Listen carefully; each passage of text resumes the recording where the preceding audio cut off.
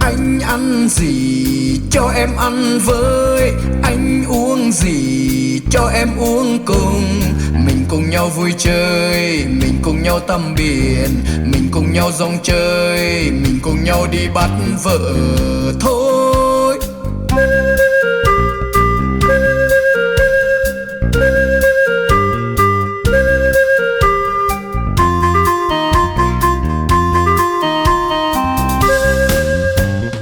Anh ăn gì sao mà ngon thế, anh uống gì sao mà thơm vậy.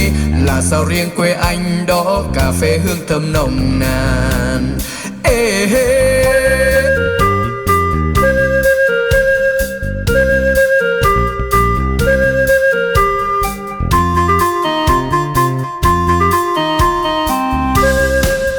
Ăn cùng uống cùng sao mà vui thế, ăn cùng ngủ cùng sao mà sướng vậy. Mình cùng nhau vui chơi nhé, mình cùng nhau đi bắt vợ thôi. Ăn cùng uống cùng sao mà vui thế, ăn cùng ngủ cùng sao mà sướng vậy. Mình cùng nhau vui chơi, mình cùng nhau đi bắt vợ. Uống rượu phải có bạn, uống rượu phải có anh em cùng vui.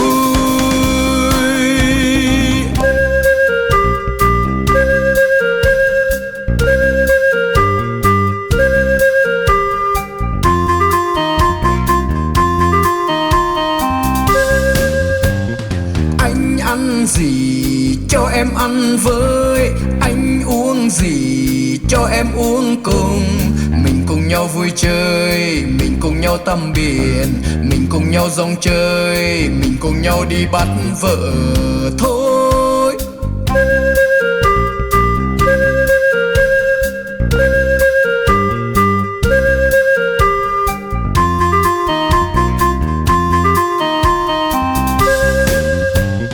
Anh ăn gì sao mà ngon thế, anh uống gì sao mà thơm vậy. Là sao riêng quê anh đó cà phê hương thơm nồng nàn. Ê hê.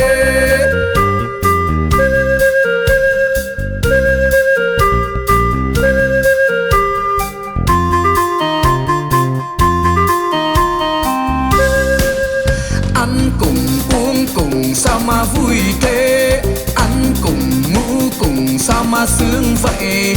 Mình cùng nhau vui chơi nhé, mình cùng nhau đi bắt vợ thôi.